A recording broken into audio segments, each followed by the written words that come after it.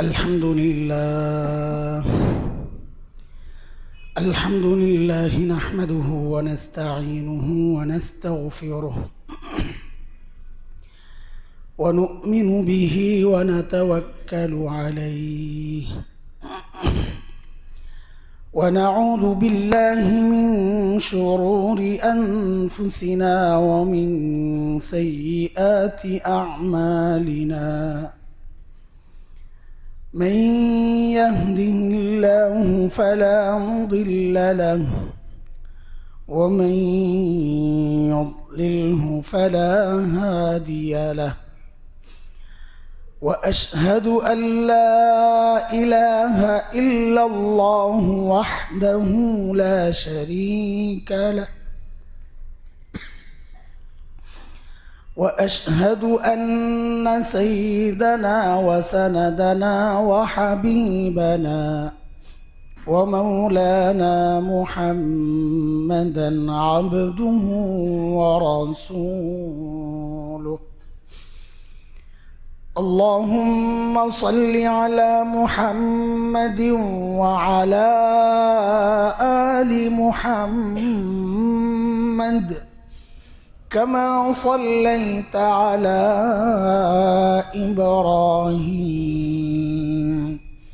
وعلى آل إبراهيم إنك حميد مجيد اللهم بارك على محمد وعلى آل محمد كما باركت على إبراهيم وعلى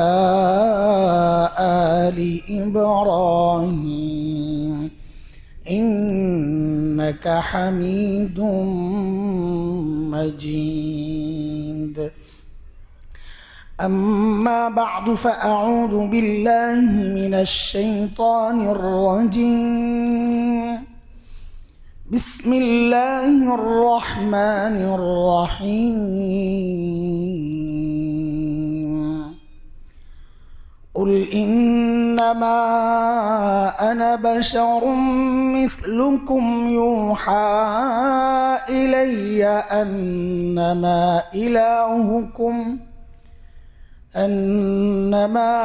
إلهكم إله واحد فمن كان يرجو لقاء ربه فليعمل عملا صالحا ولا يشرك بعبادة ربه أحدا آمنت بالله صدق الله العلي العظيم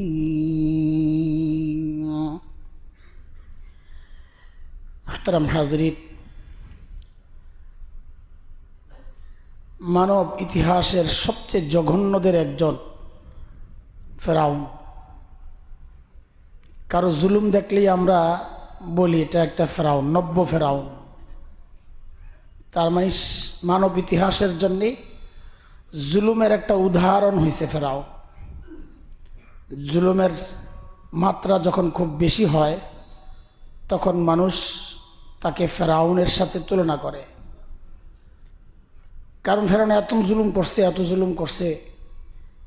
সবচেয়ে অবাক করা বিষয় হলো ছোট্ট ছোট্ট বাচ্চা ছেলে জন্ম নিলেই বনি ইসরাইলে হযরত মুসা আলাইহিস সালামের বংশে জন্ম নিলেই ফেরাউন জবেহ করে হত্যা করত। সূরা ইব্রাহিম 6 নম্বর আয়াত 13 নম্বর পারা আল্লাহ বলেছেন বিষয়টা, আরও আসছে, একটা বললাম। আচ্ছা, ফেরাউন এত খারাপ মানুষ ছিল, ওর জীবনে কি ও কোনো ভালো কাজ করে নাই? জানেন কি করছে বলেন তো? হ্যাঁ, হযরত মুসা আলাইহিস সালামকে লালন পালন করছে। কারণ হযরত মুসা আলাইহিস সালামের মা ভয়ে অস্থির ছিলেন, বনি ইসরায়েলের সন্তান, এখন তো জবে করবে। তো আল্লাহ তাআলা হযরত মূসা আলাইহিস সালামের মায়ের দিলের মধ্যে এই কথা ঢেলেছেন, ওয়া আওহাইনা ইলা উম্মি মূসা আন আরদিঈহ, দুধ খাওয়াইতে থাকেন। ফাইযা খিফতি আলাইহি ফাআলকিহি ফিল ইয়াম ওয়ালা তাখাফি ওয়ালা তাহজানি ইন্না রাদ্দুহু ইলাইকি ওয়া জাইলুহু মিনাল মুরসালিন। আশঙ্কা যখন করবেন যে জবে করবে এমন একটা ভাব হইছে, তা আপনি নদীতে ভাসাইয়া দিয়ে কাঠের বক্স করে। তো কেউ কেউ হযরতে মূসার এই যে শব্দটার ব্যাখ্যা এটাই করেছেন, মাউন পানি, ওটার থেকে বিকৃত রূপ হচ্ছে মো, ইব্রানি ভাষা। সেই হলো কাঠের বক্স, কাঠের বক্সের মধ্যে ভাসায়া দেওয়া যে ব্যক্তি তিনি হচ্ছেন মূসা, এমন কেউ কেউ করছেন। তা হযরতে মূসা আলাইহিস সালামের মা বাচ্চাকে ভাসাইয়া দিস। ফেরাউনের স্ত্রী হযরতে আসিয়া ঘাটে গেছে, বাচ্চা পাইছে, দেখে মায়া লাগছে, আল্লাহ মায়া ঢুকাইছেন, ঘরে নিছে। এখন তো সিস্টেম অনুযায়ী জবে করা, বলটা জবে করা যাবে না, লালন পালন আমরা করি, এটাকে আমাদের বাচ্চা নাই। আর ফেরাউনের বাচ্চা হইতো না, বাচ্চা হয় নাই আর কি, বাচ্চা হয় নাই, আল্লাহ দেয় নাই। বাচ্চারে কবে আসার দিয়ে মেরে ফেলতো আল্লাহ জানে। এত জালিম, বউ মারছে, সব মারছে। তো বাচ্চা এখন কারো দুধ খায় না,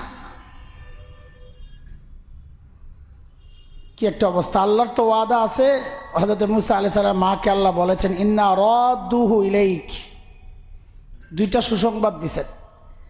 এক হচ্ছে আপনার সন্তানকে শুধু আমি বাঁচায় রাখবো না, আপনার কাছেই ফেরত আনবো, ওয়া জাইলুহু মিনাল মুরসালিন, আর তাকে আমি রসুলদের একজন আমি বানাবো। ফালতাকাতাহু আলু ফিরআউন, ফিরআউনের বিবি ওইটাকে নিল। তো এখন দুধ খায় না।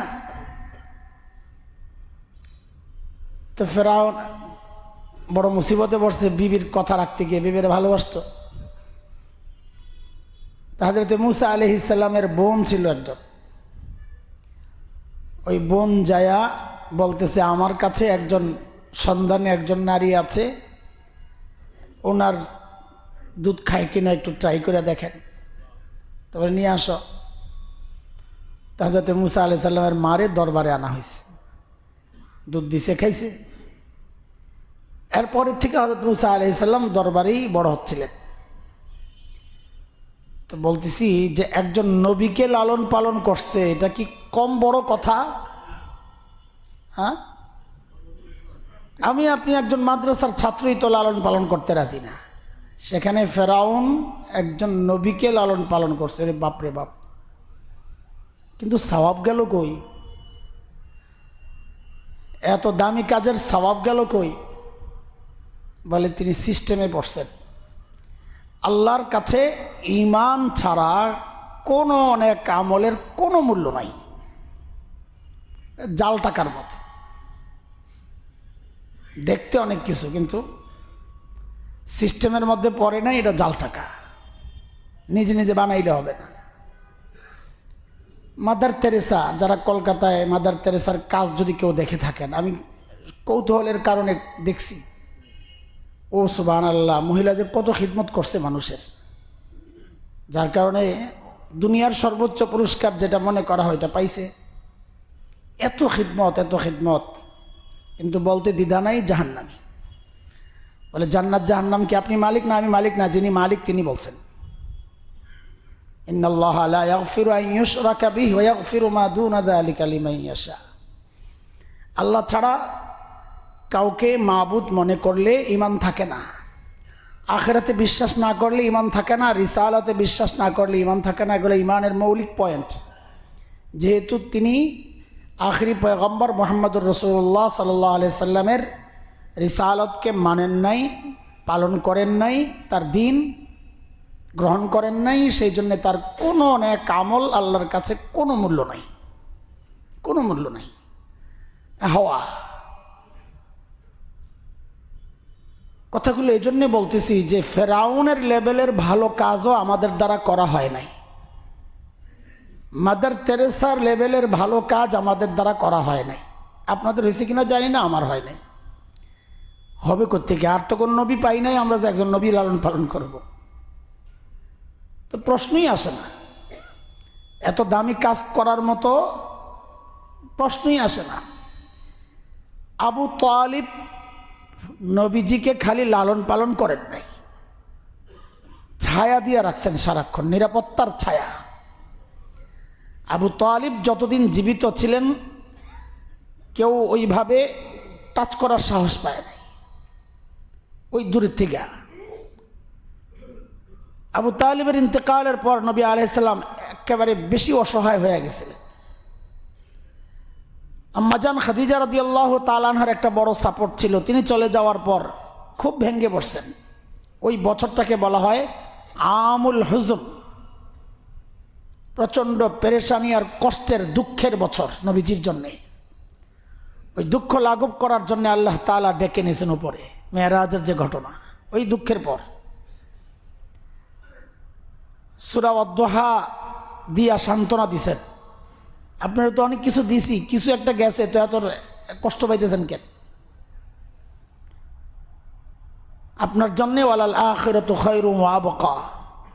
দুনিয়া এই কষ্ট, এগুলোর কষ্ট মনে করেন না, চূড়ান্ত শান্তি আখিরাত তো আপনার জন্য আছেই, নষ্ট তো হয় নাই। এই আবু তালিবও তো জাহান্নামী, বলতে কেমন লাগে?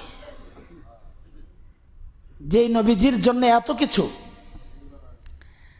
এমনকি হযরত আলী এবং হযরতে জাফর আত-তাইয়ার রাদিয়াল্লাহু আনহুমা, দুই ভাই, আবু তালেবের 4 ছেলের 2 জন, তালিব, আকিল, আলী, জাফর, এই 4 ছেলে ছিল আবু তালেবের।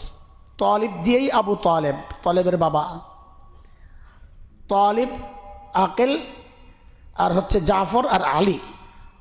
তা হযরত আলী আর জাফরকে আবু তালেব সবসময় ভাইয়ের সাথে লাগায় রাখতেন। নবীজি নামাজ দাঁড়াইলে বলতেন পাশে যা দাঁড়াও। আল্লাহ ইমান নসিব করে নাই, কিন্তু কাজ যা করছে সুবহানাল্লাহ, আমার আপনার পক্ষে এর ধারে কাছে যাওয়ার সুযোগ হয় নাই। নবীজিকে দেখছেন, নবীজির এত সহযোগিতা করছেন, এত মহাব্বত দেখাইছেন, এত নিরাপত্তা দিয়েছেন, এত ফিকির করেছেন আবু তালিব। কিন্তু জাহান্নামে কেন? এই নেকিগুলো গেল কোথায়? এই সব কথাগুলোর জবাব একটাই, যে ঈমান ছাড়া কোনো নেকির মূল্য আল্লাহর কাছে বিন্দু মাত্রও নেই।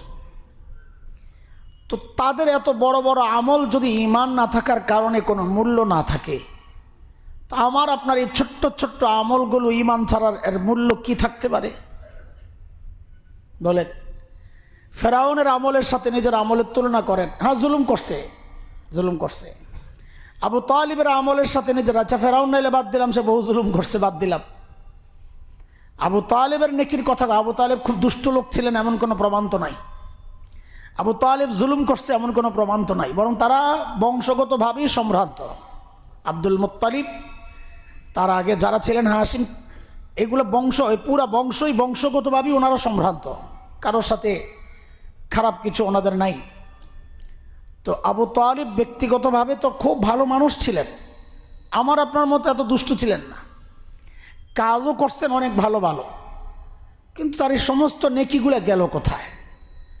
মাদার তেরেসা বাহ্যিকভাবে কোনো খারাপ কাজ করছেন আমাদের তো নলেজ নাই, ভিতরটা আল্লাহ জানেন, কিন্তু তার এত নেকি গেল কোথায়?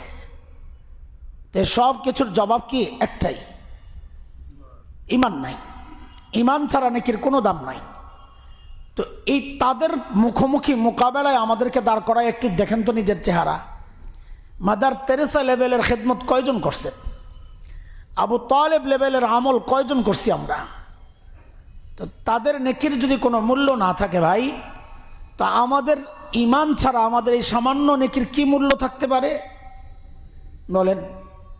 সেই জন্যে আমরা গত জুমায় যে আলোচনাটা শুরু করছি, ঈমানই মৃত্যু লাগবে। ঈমানই মৃত্যু না হইলে সারা জিন্দেগি একজন মানুষ হাজার ভালো কাজ করুক, যদি ঈমানই মৃত্যু না হয়, শেষটা যদি ভালো না হয়, শেষ, সব শেষ। শুনতে অসুন্দর লাগে, তারপরও বলি, সারা ম্যাচ ভালো খেলছে, শেষ মিনিটে গোল খেয়ে গেছে, কি অবস্থা বলেন? ফেরত আসার আর কোনো সম্ভাবনা? গোল দিছে, এরা এখন কিক করবে, মাঝখানে বল আনতেছে, এর মধ্যে রেফারি বাঁশি ফু দিছে, শেষ, খেলা শেষ, বয়ে থাকো। সারা জীবন ভালো কাজ করলাম, ইমান ছাড়া গেলাম, সব শেষ, সব শেষ। এই জন্যে সবসময় সতর্ক থাকা যে আমার ইমান যেন থাকে, যেহেতু একটা আশঙ্কার ব্যাপার আছে। নবীজি সাল্লাল্লাহু আলাইহি সাল্লাম বলেছেন এমন একটা সময় আসবে মানুষ সকালে মুমিন থাকবে, বিকালে কাফের। বিকালে কাফের ছিল, সকালে মুমিন। আল্লাহ হেদায়েত দিয়ে দিয়েছেন। তো আমাদের জন্য তো ভয়, কাফেরদের জন্য আশা। ও কাফের আছে, বিকালে মুসলমান হয়েও যেতে পারে, ভয়টা তো আমার। আমি সকালে মুমিন, বিকালে কাফের হয়ে যেতে পারি, নাউযুবিল্লাহি মিন যালিক। এই যে অবস্থা, এটাকে ঠেক দেওয়ার জন্যে আমাদের কিছু করণীয় আছে, সেই করণীয়গুলো বলতেছিলাম। তারপরেও আশঙ্কা মুক্ত না আমরা। আরে একজন মানুষ যদি দুনিয়াতে আশঙ্কা মুক্তই থাকতো, যে আমার কোনো টেনশন নাই, তো আবু বকর কেন কান্না করেছেন? জান্নাতের গ্যারান্টি পাওয়া। ওমর কেন কান্না করেছেন? আম্মা জান আয়েশা রাদিয়াল্লাহু আনহার মতো ব্যক্তিত্ব কেন দাঁড়ায় দাঁড়ায় সারা রাত কান্না করেছেন? কেন নবীজি কান্না করেছেন? সাহাবীদের সব সাহাবীরা এত কান্না তারা কেন করতেন? তারা তো গ্যারান্টি পাওয়া। আরে ওমরের মতো ব্যক্তিত্ব শুধু গ্যারান্টি পাওয়া না, নবীজি যার বাড়িটাও জান্নাতে দেখে আসছেন, সে মানুষ কেন কান্না করবেন? শুধু কান্না করছেন, মৃত্যুর সময় জমিনে গালডারে এরকম ঘষছেন আর কাঁদছেন আর বলছেন, ওয়াইলুন লাকা ইয়া ওমর ইন লাম ইয়াগফির লাকা রাব্বুক। ওমর, তোমার রব যদি তোমারে ক্ষমা না করে, ওমর তোমার জন্য ভয়ঙ্কর বিপদ কিন্তু অপেক্ষা করতেছে। লা হাওলা ওয়ালা কুওয়াতা ইল্লা বিল্লাহ। আশঙ্কা মুক্ত নই আমরা, আশঙ্কা মুক্ত কেউ না, কেউ আশঙ্কা মুক্ত না। আরে ইমান নিয়ে গেলেও যে আমি আশঙ্কা মুক্ত, তাও কি নিশ্চয়? তা আল্লাহর যদি কোনো কিছু পছন্দ না হয়, ধর চলবো না, কি করব?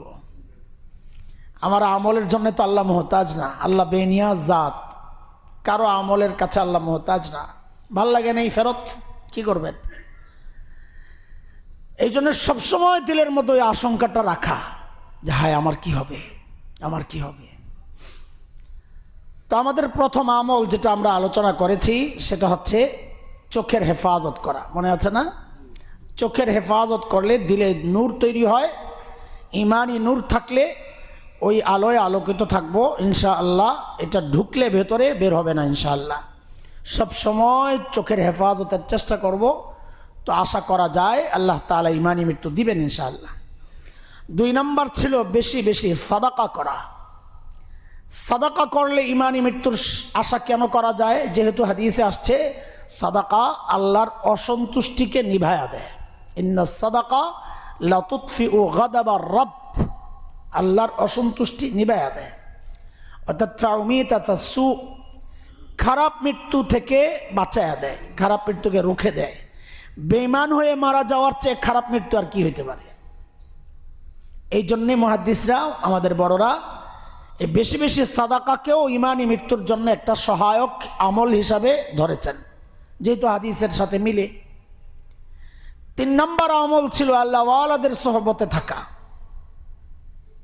আল্লাহ ওয়ালাদের সঙ্গী হওয়া, নেককারদের সাথে সম্পর্ক বেশি রাখা।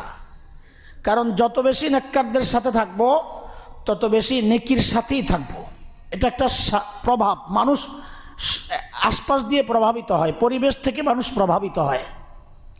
মসজিদে আসি, গুনাহ করতেছি না, কেন করতেছি না? নেককারদের সাথে আসি যে, এই জন্যে।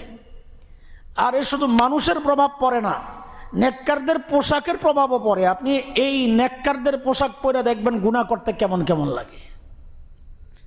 একটা পাগড়ি লাগায়া জুব্বা পরে কে গেছে সিনেমা হলের ভিতরে? কেন? ওই পোশাক তাকে আটকাইয়া দিছে। আপনি নেককারদের কাছে যান নাই, শুধু নেককারদের পোশাকের সাথে লাগছেন, তাতেই গুনাহ করা কঠিন হয়ে গেছে। তার মানে সরাসরি নেককারদের কাছে গেলে তো গুনাহ করা অসম্ভব হয়ে যাবে ইনশাআল্লাহ। তো গুনাহমুক্ত জীবনযাপন করলেই আশা করা যায় ইমানই মৃত্যু নসিব হবে ইনশাআল্লাহ। এই জন্যে যত বেশি সম্ভব আল্লাহ ওয়ালাদের সাথে সম্পর্ক রাখা, দুষ্ট লোক থেকে বেরিয়ে আসা। দুষ্ট লোকের সাথে থাকবো তো তার দুষ্টামিগুলো ভাইরাস আকারে আমার ভেতরে আসবে। বাচ্চাদেরকেও সতর্ক রাখা, দুষ্ট বাচ্চাদের সাথে চলতে না দেওয়া। যেই পরিবার দিন প্র্যাকটিস করে না ওদের ঘরে যেতে না দেওয়া। ভাই এগুলাকে মনে করেন না অসামাজিক কথাবার্তা আমি ছড়াইতেছি। ভাই আপনার সমাজ রাখেন, আগে আমার ইমান, আগে ইমান বাঁচাইতে হবে। কিসের সমাজ? ইমান ছাড়া কিসের সমাজ? হ্যাঁ, সারা দুনিয়ার মানুষ আমার নবীকে বয়কট করছেন, কি হয়েছে? ইমান ছেড়ে দিয়েছেন। সাহাবীদেরকে বয়কট করছে 3 বছর বয়কট। আরে পশুর চামড়া, ঘাস, পাতা এগুলা খায়া ছিলেন, ইমান ছাড়েন নাই। কারণ তারা জানেন আমার এই হায়াতটা চলে যাবে সর্বোচ্চ, এই বয়কটের দ্বারা আমার হায়াতটা চলে যাবে সর্বোচ্চ। আমার এই হায়াতের চেয়ে অনেক বেশি দাম আমার ইমানের। কারণ হায়াত কয় বছর? 70-80, এই তো নাকি না 100, 200, 500 বছরই বাঁচলেন। কিন্তু ইমানের কারণে যে হায়াতটা পাবো সেটা তো অনন্তকালের, সেখানে তো আর মৃত্যু নেই। আল্লাহ আল্লাহ আল্লাহ আল্লাহ আল্লাহ আল্লাহ, খুব খেয়াল রাখা ইনশাআল্লাহ। সমাজ আমার বিরুদ্ধে যাক, আমি সতর্ক থাকব, আমার পরিবার যেন অন্যের সাথে মেশার কারণে নষ্ট না হয়ে যায়। বিশেষ করে মেয়েরা অন্যর দ্বারা খুব প্রভাবিত হয়। এই যে একসাথে বসলেই কি বলবে, ওনার স্বামীর কিছু বদনাম শোনাবে আর আপনিও কিছু বদনাম শোনাবেন, শেয়ার হয়। কার কি দোষ আছে এগুলো শেয়ার হয়। এই ভাইরাস ছড়াইতেছে। আস্তে আস্তে দুজনের পরামর্শ দেয়, বাদ দেন, চাকরি আছে না আপনার? আছে তো, সমস্যা কি, বাদ দেন, একটু স্বাধীনভাবে চলেন, কি আসে যায়। সুবহানাল্লাহ, কি যে মানুষের মাথায় ঢুকছে। এটা তো আমি বললে আপনাদের অনেকের কষ্ট লাগতো। এটা জরিপে আসছে, জরিপ। বাংলাদেশের যত ডিভোর্স হয় 70%-এর উপরে চাকরিজীবী নারীরা তার স্বামীকে ডিভোর্স দেয়। কারণ তার তো কোনো ইয়ে নাই, চিন্তা নাই যে আমার যে চাকরি আছে, কি আছে, তোমারটা খাবো কেন, আমি আমারটা খাই। হায়, স্বামী সংসার, ওই যে প্রশান্তির জিন্দিগি, শয়তান এই ঢুকায় ঢুকায় ঢুকায় ঢুকায় ভিতরে এই অশান্তি ঢুকায়া দেয়। যাওয়ার পরে বুঝে আরে কি সুখে ছিলাম। তখন অবৈধ সম্পর্কের রাস্তা ডানাপালা মেলে, আবার নতুন একটা সংসার করার। এভাবেই আমার সমাজ শেষ হইতেছে। আল্লাহ হেফাজত করেন। এই জন্যে ভাই নিজেও দুষ্ট লোকের সাথে চলবো না, নিজের পরিবারকেও দুষ্ট পরিবারের সাথে, দুষ্ট বলতে সবার আগে ইমান, দিন। যেই ঘরে দিন নাই ওইটাই দুষ্ট। বাহ্যিকভাবে দেখা যায় হায় কি ভদ্র মানুষ, সুবহানাল্লাহ, এত সুশীল, আল্লাহু আকবার। এই সমস্ত সুশীলগিরি ইমান ছাড়া চলবে না। সবচেয়ে বড় সুশীল কে? যার ইমান আছে। আরে আল্লাহর সাথে তুমি সম্পর্ক নষ্ট করছো, তুমি আর সামাজিক কেমনে হইলা?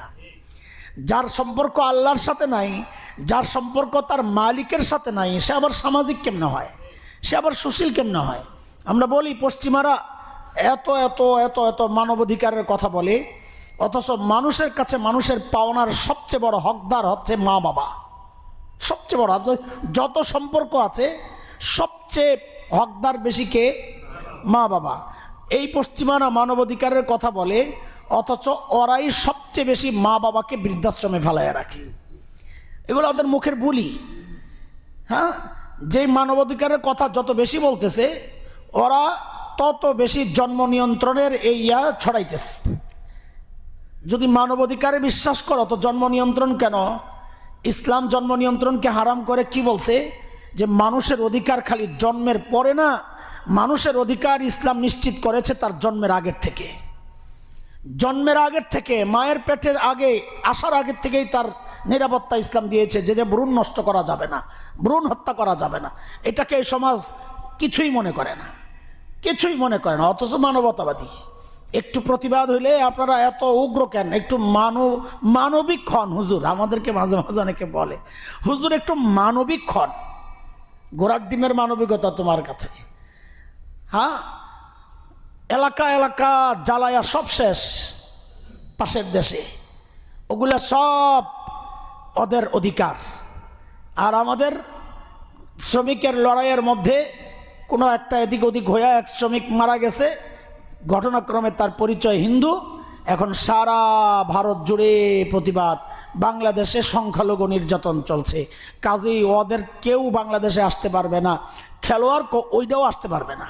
কেন? ও টাকা নিয়ে যাবে বাংলাদেশ থেকে, ভারত থেকে টাকা নিয়ে যাবে, অথচ ভারতের রেমিটেন্সের একটা বড় অংশ যায় বাংলাদেশ থেকে। এই কথাগুলো কে বলবে? আপনাদের লজ্জা থাকার দরকার। আপনাদের ব্যক্তিত্ব বলতে, আত্মমর্যাদা বলতে কিচ্ছু নাই। যারা একটু সুযোগ পাইলে আমাদেরকে বৃদ্ধাঙ্গুলি দেখায়, আর সারাদিন বৈশা বৈশা ওদের চ্যানেলগুলো টিপেন বৈশা বৈশা। ওরা আমার দেশে টাকা আসবে এই জন্য আমার খেলোয়াড় কিনেছে। দেখেন, খেলোয়াড় এর সাথে আমার কোনো সম্পর্ক নাই, কিন্তু বিষয়টা খেয়াল করে, আমার দেশের খেলোয়াড় ওদের থেকে টাকা নিয়ে আসবে, এটা সহ্য হচ্ছে না। যার ব্যাপারে কথা, তার কি ভূমিকা ছিল? ধরলাম ওই হিন্দুর উপর অত্যাচার হয়েছে, সেই অত্যাচারে তার কি ভূমিকা ছিল?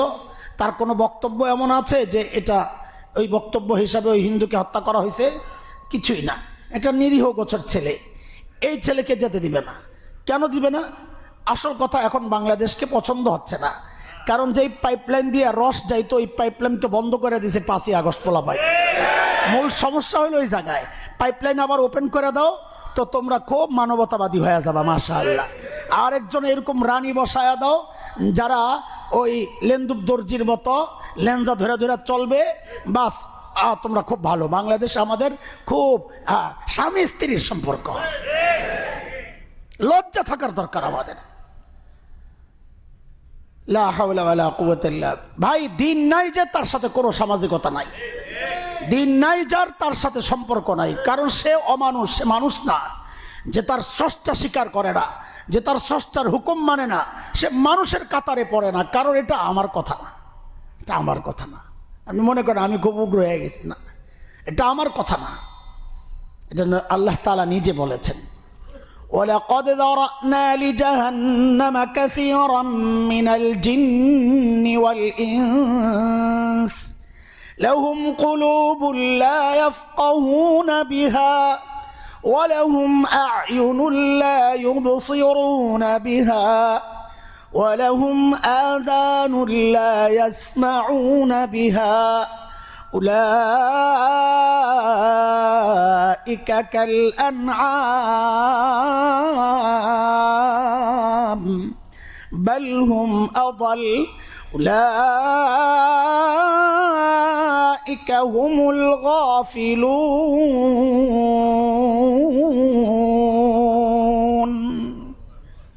এই যে কথা বলতেছি না, কালকে ফজরের পরে একদল বসবে, এই হুজুর তো আবার শুরু করছে রাজনীতির আলাপ, এই মসজিদে জুমা পড়া যাবে না।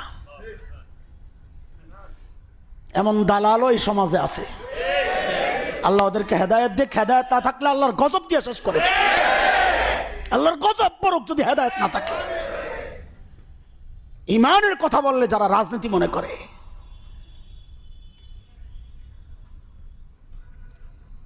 ভাই নেককারদের সঙ্গী হন, দুষ্ট লোক থেকে নিজেকে সরান, নাইলে ইমান নিয়ে বাঁচা কঠিন হবে। আস্তে আস্তে আপনাকে বেঈমান বানাই দিবে। এটা আমাদের দেশের কালচার, এটা বাঙালি কালচার। এই কালচার করতে করতে একসময় মঙ্গল শোভাযাত্রায় নিয়ে হাজির করবো তোমারে। কি করবা তখন? ওইটাও তো কালচার। যদি বাঙালি কালচার হয় তো আপনাদের কাছে কি 1000 বছরের সেরা বাঙালি কয়দিন মঙ্গল শোভাযাত্রা করছিল প্রমাণ দেন। আপনাদের ভোটে যে নির্বাচিত হয়েছে 1000 বছরের সেরা বাঙালি শেখ মুজিবুর রহমান সাহেব, তিনি কয়দিন মঙ্গল শোভাযাত্রা অংশগ্রহণ করছেন? তাইলে তিনি বাঙালির চেতনা ধারণ করতেন না, তো 1000 বছরের সেরা বাঙালি কেমন হইল? হ্যাঁ, দ্বিতীয় যারা আছে আমাদের চেতনার কবি নজরুল মঙ্গল শোভাযাত্রায় কয়দিন অংশগ্রহণ করছিলেন বলেন? হ্যাঁ, মরহুম প্রেসিডেন্ট জিয়াউর রহমান কয়দিন অংশগ্রহণ করছিলেন বলেন আমাদেরকে? তো আমাদের দেশের এই সেরা নায়করা যদি অংশগ্রহণ না কইরা এই সেরা বাঙালি হইতে পারে, তা আপনাকে কে বললো এটা বাঙালি চেতনা? কবি সুফিয়া কামাল যা ঠিক করবে ওইটাই বাঙালি চেতনা? হ্যাঁ, রবীন্দ্রনাথের গান বলতে পারলেই বাঙালি চেতনা? তো আপনি আসলে এখনো চেতনা বুঝেন নাই। হিন্দুত্ববাদের এই আপনাকে অক্টোপাসের মতো চারদিক থেকে হিন্দুত্ববাদ আপনাকে ঘিরে ধরেছে, আপনাকে বুঝানো হয়েছে এটা আমার চেতনা না। দোস্ত, ওটা শিরিক, ভিন্ন মোড়কে আপনার সামনে আসছে। শয়তান শিরিক করায় মোড়ক চেঞ্জ করে, আমরা ধরতে পারি না। আর আমরা যারা ওই মোড়ক ছিঁড়া ভিতরে জিনিস বের করি, আমরা উগ্রবাদী। প্যাকেটটা কেন ছিঁড়লাম? শিরিকের প্যাকেটটা কেন ছিঁড়লাম? এত অভদ্র, এত সুন্দর একটা প্যাকেট হুজুর ছিঁড়ে ফেললো। ছিঁড়ে ফেলে ভেতর থেকে বের করে দেখাইলো, দোস্ত এটা কিন্তু আগেরটাই, এটা কিন্তু শিরিক আগেরটাই। এই কথাটা কেন বললাম? এই জন্য হুজুর কি হয়ে গেছে? উগ্রবাদী হয়ে গেছে, জঙ্গি হয়ে গেছে। আর যেহেতু প্যাকেটের গায়ে ওই যে ভারতের পতাকার চিহ্ন টিহ্ন কিছু আছে, ওদের কালচার কিছু আছে, এই জন্য এই প্যাকেট ছিঁড়া মানেই হচ্ছে আমি পাকিস্তানপন্থী। কি হয়ে গেছি? ভারতীয় প্যাকেট ছিঁড়া মানে আমি কি হয়ে গেছি? পাকিস্তানপন্থী হয়ে গেছি। সুবহানাল্লাহ, কি সুন্দর একটা অবস্থা আমরা তৈরি করে দিছি। মাশাআল্লাহ, খুব ভালো চলছে, বাজার খুব গরম। মাঝে মধ্যে এই চেতনার বাজার খুব গরম হয়ে যায়। এই চেতনা বিক্রি করেই ওরা খায়, মনে করে কিচ্ছু নাই পুঁজি। আমি তো বলেছিলাম, ওই যে মুরগি চোরা যাকে আপনারা মহব্বত করে বলেন, আমি বলি না, আপনাদের কথা বলতেছি, ওরে যদি বসায় দেওয়া হয় যে আপনি 10 মিনিট কথা বলবেন, কিন্তু শর্ত হইল মুক্তিযুদ্ধ, স্বাধীনতা বিরোধী, রাজাকার, জঙ্গি, মৌলবাদ এই শব্দগুলো বলতে পারবেন না, ও 5 মিনিট কথা বলতে পারবে না। কারণ পুঁজি ওইগুলো শব্দগুলা, ও 5 মিনিট কথা বলতে পারবে না। এমন মানুষগুলো আপনাদের হিরো। আত্মমর্যাদা বলতে কিছু একটু থাকে আপনাদের। আল্লাহ আমাদেরকে সহি বুঝ দান করেন, কষ্ট নিয়েন না। 4 নাম্বার হচ্ছে আল্লাহর নেয়ামতগুলো শুকরিয়াতান প্রকাশ করা, নেয়ামতের প্রকাশ করা। এই প্রকাশ করতে গিয়ে বলেছি যে আমরা নেয়ামত স্বীকার করি কিন্তু প্রকাশ করি না। প্রকাশটা হয়ে যায় উল্টা। আমার বাচ্চা, আমার দিন, মুখোমুখি আমি বাচ্চার পক্ষ নিয়ে নেই। আমার দুনিয়া, আমার দিন, আমি দিনের পক্ষ নিয়ে নেই। আমার দিন আক্রান্ত হয়েছে, আমি মুজাহারা যাকে বলে, নিজেকে পেশ করা, প্রকাশ করা, এটা আমার দ্বারা হয় না। আমার কাছে এটা উগ্রবাদ মনে হয়। অথচ একটু কিছু দাম বেড়ে গেলে আমার বৈষম্যের শিকার হয়েছে। চাকরির একটা ব্যাপার আসছে, আমরা এটাকে অস্বীকার করছি না, এটা একটা জুলুম, জুলুমের প্রতিবাদ হয়েছে। সব জুলুমের প্রতিবাদ হওয়া দরকার। একটা চাকরিতে বৈষম্য, এটার জন্য ময়দানে নেমে গেলাম। অথচ যুগ যুগ ধরে যে বৈষম্য চলছে আল্লাহর সাথে আর শয়তানের সাথে, বৈষম্যটা কার করছি আমরা? আল্লাহর সাথে আর শয়তানের সাথে। যেখানে সব কিছু দেওয়ার কথা আল্লাহর কাছে, সেখানে আমরা দিছি শয়তানের। এই যে বৈষম্যটা আজীবন করে যাচ্ছি, এর জন্য কয়দিন ময়দানে নামছি। যেখানে অধিকাংশ মুসলমান, বাংলাদেশের অধিকাংশ মুসলমান, আমি সংখ্যা বইলে আমি বিভ্রান্ত আপনাদেরকেও করতে চাই না, আমিও হতে চাই না। ওই যে 92 বলেন না, ওই ইমান টিপ দিলে দেখা যায় এই পার্সেন্টটার হালত কি। নামে তো মুসলমান, কিন্তু আসলে ইমান তো নাই, এমন কথা বের হয়। আপনারা যখন সরাসরি অস্বীকার করবেন শরিয়াত চাই না, তা আপনি কিভাবে নিজের ইমানদার মনে করেন? আরে ভাই, বাস্তবায়ন করতে পারি না সেটা হিসাব আলাদা, কিন্তু চাই না, স্বীকার করি না, তো আপনি কিভাবে ইমানদার হন? তো এই জন্য 92% বইলে আর বিভ্রান্ত করেন না। অধিকাংশ মুসলমান, এটা আমরা স্বীকার করি আলহামদুলিল্লাহ। অধিকাংশ যেহেতু মুসলমান, তো মুসলমানরাই তো বৈষম্যের শিকার। আমাদের জন্যে আমাদের কোরআনের কানুন চালু থাকবে, এটাই তো ছিল ইনসাফ। খেলাফত ব্যবস্থা চালু থাকবে, এটাই তো ছিল ইনসাফ। দুনিয়ায় তো চলতেছে ভোট বেশি যার নেতা তিনি। যদি ওই জায়গায় এটা হয়, তো ইমানদার বেশি যেখানে, ইমানের কথাই তো চলবে। কোরআনওয়ালা যারা, কোরআনের কথাই তো চলবে। আরে গণতন্ত্র হিসেবে তো এটাই তো হওয়ার কথা ছিল। খেলাফত ব্যবস্থা নাই কেন? তার মানে খেলাফত ব্যবস্থা বাংলাদেশে বৈষম্যের শিকার। এটার জন্য কয়দিন ময়দানে নামছেন? নামেন নাই, নামেন নাই। আপনার চাকরি পাইবেন না ওই চিন্তায় মাঠে নামছেন। তার মানে আল্লাহ আপনাকে ইমানের যে নিয়ামত দিয়েছেন, এই নিয়ামত আপনি প্রকাশ করতে পারেন নাই। ইমান নিয়ে যাওয়া মুশকিল হবে দোস্ত। যে ইমান আপনাকে মসজিদ পর্যন্ত আনতে পারে না, ওই ইমান আপনাকে জান্নাতে কেমনে পৌঁছাবে আপনি বলেন আমাকে। এই যে ইমানের প্রকাশ বলতেছি, কয়জন মানুষ আসছেন মসজিদে বলেন? রাস্তায় কয়জন আছে? বাড়িতে কয়জন আছে? হ্যাঁ, আমার এই মহল্লায় কয়জন মানুষ বসবাস করেন? কয়জন ভোটার আছে এই মহল্লায়? এই মুহূর্তে মসজিদে কয়জন আছেন ভাই বলেন? রাস্তায় কয়জন আছে? এরা কি সব অমুসলিম? এরা সব অমুসলিম গেল কোথায়? তা আপনি যেই ইমান আপনাকে জুমার দিন মসজিদ পর্যন্ত আনতে পারে নাই, আপনি কি করে চিন্তা করেন ওই ইমান কঠিন রাস্তা আপনাকে জান্নাত পর্যন্ত পৌঁছায়া দিবে? বলেন আমাকে, বলেন। লা হাওলা ওয়ালা কুওয়াতা ইল্লা বিল্লাহিল আলিয়্যিল আযীম।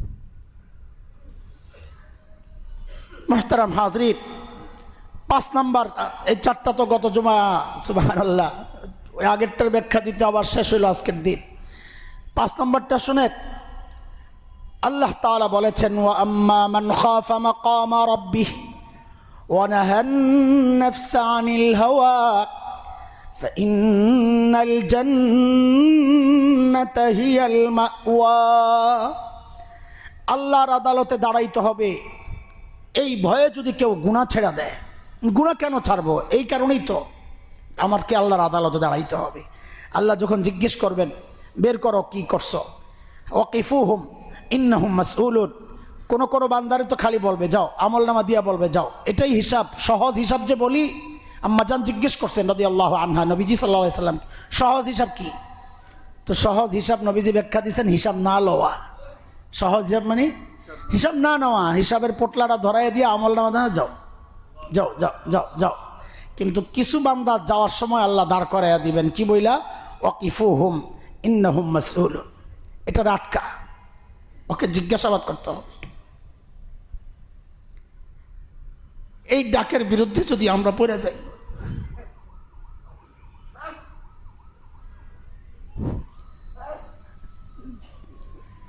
যাওয়ার সময় যদি বলে হাসান জামিলটা আটকা,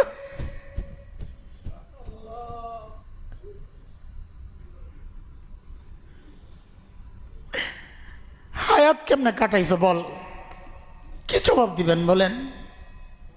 হায়াত কেমনে কাটাইছেন, হিসাব নাই আপনার কাছে? যুবক, তোমাকে আলাদা জিজ্ঞেস করা হবে, তোর যৌবন কেমনে কাটাইছো হিসাব দিয়ে। কি বলবা? মোবাইল টিপতে টিপতে কাটাইছে। আর কি বলবা? তোমার আছে কি বলার? বাজে বন্ধুদের সাথে গল্প করতে করতে কাটাইছি, এছাড়া জবাবটা আছে কি তোমার? নামাজ পড়ি নাই, আপনি বারবার ডেকেছেন মসজিদে, আমি যাই নাই, এছাড়া জবাবটা আছে কি তোমার? সারা রাত উলঙ্গ ছবি দেখছি, এছাড়া আছে কি তোমার জবাব? বলো।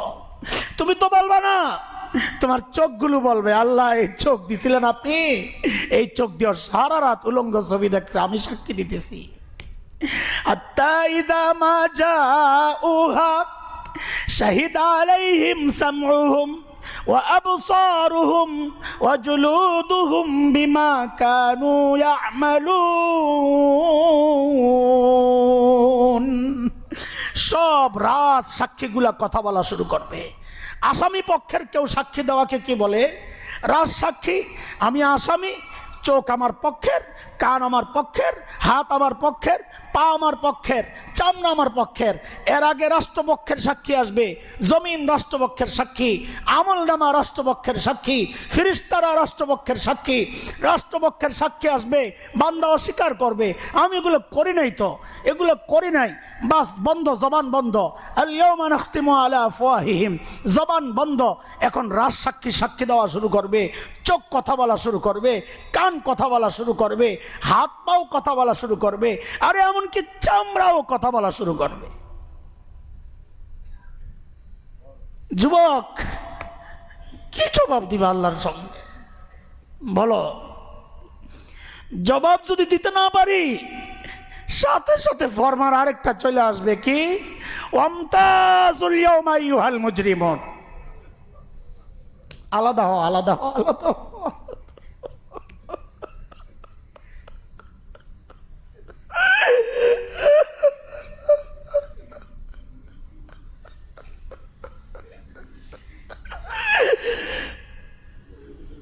যদি আলাদা করে দেয়, এখন তো নেককারদের সাথে বসে রয়েছে, আল্লাহ কিচ্ছু বলেন না, চল চলতেছে চল। সেদিন তো আলাদা করে দিবে। যাব কোথায়? একা একা কই যাব? চোখ তো অন্ধ, চোখ তো নাই, চোখ তো নাই, চোখ তো অন্ধ।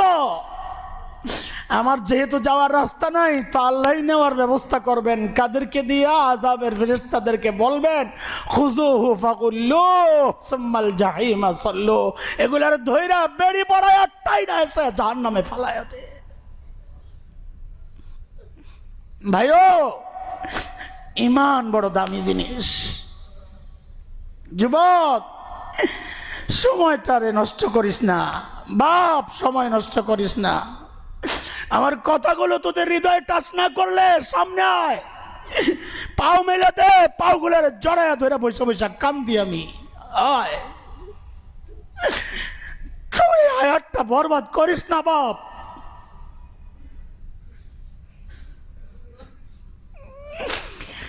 সময় থাকতে পুঁজি বানাও, বুড়া হয়ে গেলে চেয়ারে বৈশা বৈশা আফসোস করবা, হায় সেজদা দিতে পারি না।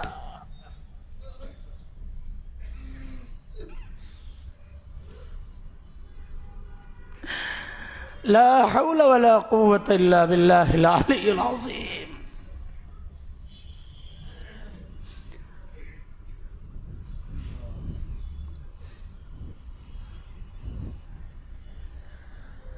আস্তাগফিরুল্লাহাল আযীম ওয়া আতুবু ইলাইহি। লা হাওলা ওয়ালা কুওয়াতা ইল্লা বিল্লাহিল আলিয়্যিল আযীম। লা হাওলা ওয়ালা কুওয়াতা ইল্লা বিল্লাহিল আলিয়্যিল আযীম।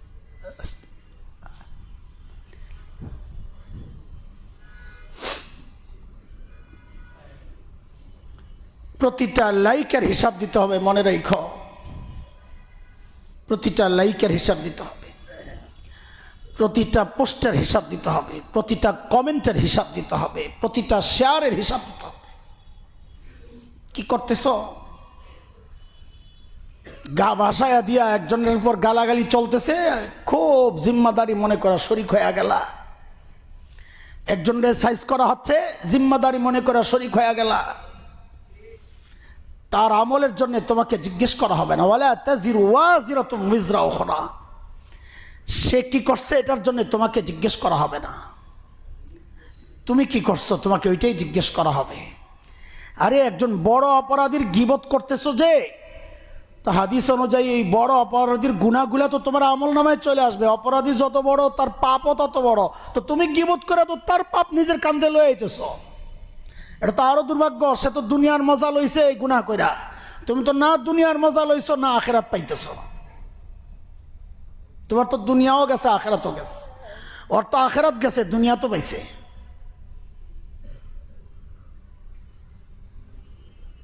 কেন যেন মনে হয় এই জমানার আমরা যারা বেশিরভাগই মনে হয় যেন এই চোখের কারণে আমরা জাহান্নামে যাব। কারণ এই চোখ দিয়েই মোবাইল, চোখ দিয়েই টিভি, চোখ দিয়েই সব রাস্তাঘাটে অধিকাংশ গুনাই হচ্ছে এই চোখের কারণে। অধিকাংশ গুনাহ। মোবাইল যদি চোখ না থাকতো কেমনে চালাইতো? হ্যাঁ, অধিকাংশ গুনাহ। এই জন্য এটাকে নিয়ন্ত্রণ করো ভাই, এটা জরুরত, আমরা অস্বীকার করি না। জরুরত তো জরুরত পর্যন্তই। পানি জরুরত, তার মানে আমার গলার উপরে পানি নিলে কি হবে? জরুরতের চেয়ে বেড়ে গেলেই তো সেটা বিপদ হয়। হাঁটু সমান বাড়িতে পানি উঠলেই তো বিপদ হয়ে যাবে। অথচ পানির অপর নাম জীবন। পানির চেয়ে বেশি জরুরত তো না মোবাইল, পানির চেয়ে বেশি জরুরত মোবাইল, প্রশ্নই আসে না। না চালাইলে দুনিয়া কত মানুষ আছে মোবাইল চালায় না, মরে গেছে? মরে নাই, মরে নাই, বেঁচে আছে। এবং শুধু বেঁচে নাই, ভালোভাবে বেঁচে আছে। আমার আর তোমার চেয়ে তারা সুস্থ, তাদের মস্তিষ্ক কাজ করে, তাদের চোখ কাজ করে, তাদের ব্রেন ঠান্ডা, তারা শুইলে ঘুম আসে। আমার তোমার শুইলে ঘুম আসে না। কেন আসে না? ব্রেনের মধ্যে মোবাইল থেকে যেই বিষয়গুলো ঢুকছে ওগুলোর কারণে ব্রেন তো নষ্ট হয়ে আছে। ঠান্ডা ব্রেন ঠান্ডা না হওয়া পর্যন্ত তো ঘুম আসবে না, স্বাভাবিক। তো ওই পানি যখন জরুরতের চেয়ে বেড়ে যায়, বন্যার সময় যখন বাড়িতে পানি উঠে যায়, তখন আর জরুরত থাকে না রে ভাই। এটা বিপদের কারণ হয়। কত বিপদ বলে, যত বাড়ে তত বিপদ। একটা জরুরি জিনিস যদি জরুরতের চেয়ে বেড়ে যাওয়ার কারণে বিপদের কারণ হয়, তো মোবাইল একটা কোন ধরনের জরুরত? পানির মতো তো না, ধারে কাছেও না। এইটা কেন জরুরতের চেয়ে বেশি ইউজ হইলে আমার বিপদের কারণ হবে না? বলো তুমি আমাকে, বলো। আল্লাহর ওয়াস্তে চেষ্টা করো, প্রতিটা মুহূর্তের জন্য আমাকে আল্লাহর আদালতে হিসাব দিতে হবে। প্রতিটা মুহূর্ত, একটা মুহূর্ত বাদ যাবে না। লাইক দেওয়ার সময় চিন্তা করো, এই লাইকটা আল্লাহর আদালতের জবাব আছে তো আমার কাছে, যে কেন লাইক দিছি। কমেন্ট করার সময় একবার চিন্তা করো, এই কমেন্টটা করতেছি আল্লাহর আদালতের জবাব আছে তো, আমি কমেন্টটা কেন করছি। পোস্টটা দেওয়ার সময় একবার চিন্তা করো, শেয়ার করার সময় একবার চিন্তা করো। ভাই, আমাদের বড়রা বলেন, একজন মানুষ গুণামুক্ত থাকতে পারে দুইটা অনুভূতি যদি সে জাগাইতে পারে দিলের মধ্যে। এক হলো যে কোনো কাজ করার সময় বলেন যে কোনো কাজ করার সময়, যে কোনো কথা বলার সময়, বলেন, আবার বলেন, যে কোনো কাজ করার সময়, যে কোনো কথা বলার সময় একবার শুধু চিন্তা করা, এই করার দ্বারা, এই বলার দ্বারা আমার আখিরাত বরবাদ হচ্ছে না তো? বাস এতটুকু অনুভূতি একজন মানুষকে সোজা হয়ে চলতে বাধ্য করবে। এই অনুভূতিটাই একজন মানুষকে গুণামুক্ত জীবন যাপনে বাধ্য করবে। আজকে এ পর্যন্তই রইল। এটাও একটা ইমানি মৃত্যুর আলামত বা কাজ, সেটা হচ্ছে আল্লাহর ভয়ে গুনাহ ছেড়ে দেওয়া। এটা কোত্থেকে নিছি আমরা? ওই আয়াত থেকে। আল্লাহ বলেছেন, ও আম্মা মান খাফা মাকামা রাব্বিহি ওয়া নাহান নাফসা আনিল হাওয়া ফাইন্নাল জান্নাতা হিয়াল মাওয়া। আল্লাহর সামনে দাঁড়ানো লাগবে এই ভয়ে যে নিজেকে গুনাহ থেকে বাঁচায়া রাখে, আল্লাহ বলেন তার একমাত্র ঠিকানা হচ্ছে জান্নাত। আল্লাহ তাআলা আল্লাহর ভয়ে আমাদেরকে গুনাহমুক্ত জীবনযাপনের তৌফিক দান করেন। ওই 5টা আবার শুনি, যেন আগামী সপ্তাহে একটু বলা না লাগে, তাহলে বাকি 5টা আমরা শেষ করতে পারবো ইনশাআল্লাহ। 1 নম্বর, চোখের হেফাজত করা। 2 নম্বর, বেশি বেশি সাদাকা করা। 3 নম্বর, নেককারদের সাথে সম্পর্ক রাখা, আল্লাহওয়ালাদের কাছে বেশি বেশি আসা যাওয়া করা। 4 নম্বর, ইমানি নেয়ামত, এই নেয়ামতের শুকরিয়া হিসাবে এটা আল্লাহর নেয়ামতকে প্রকাশ করা, আল্লাহর নেয়ামতকে প্রকাশ করা। এটা যেন আল্লাহর ইমান দিছে, দাড়ি দিয়ে আমি প্রকাশ করতে পারি, টুপি দিয়ে প্রকাশ করতে পারি, আমার তিলাওয়াত, আমার নামাজ, আমার ইবাদত দিয়ে প্রকাশ করতে পারি, আমি গুনাহমুক্ত জীবনযাপন কইরাও প্রকাশ করতে পারি, তাকওয়ার জিন্দিগি অবলম্বন করেও প্রকাশ করতে পারি, ইমানের পক্ষে শক্তিশালী অবস্থান নিয়েও প্রকাশ করতে পারি, বেঈমানদের বিরুদ্ধে, ইসলাম বিরোধী অপশক্তির বিরুদ্ধে সোচ্চার কণ্ঠ হইয়া আমার কথাগুলো বলে দেওয়ার মাধ্যমে আমি আমার ইমানের নেয়ামতের প্রকাশটা করতে পারি। বিভিন্ন উপায় আছে। 5 নম্বর হচ্ছে আল্লাহর সামনে দাঁড়ানোর ভয়ে নিজেকে গুনাহমুক্ত রাখা। এই 5টা আমল আল্লাহ তাআলা আমাদের জিন্দেগির একটা অবিচ্ছেদ্য অংশ বানায়া দেন। আমিন। ওয়া আখিরু দাওয়ানা আলহামদুলিল্লাহি রাব্বিল আলামিন।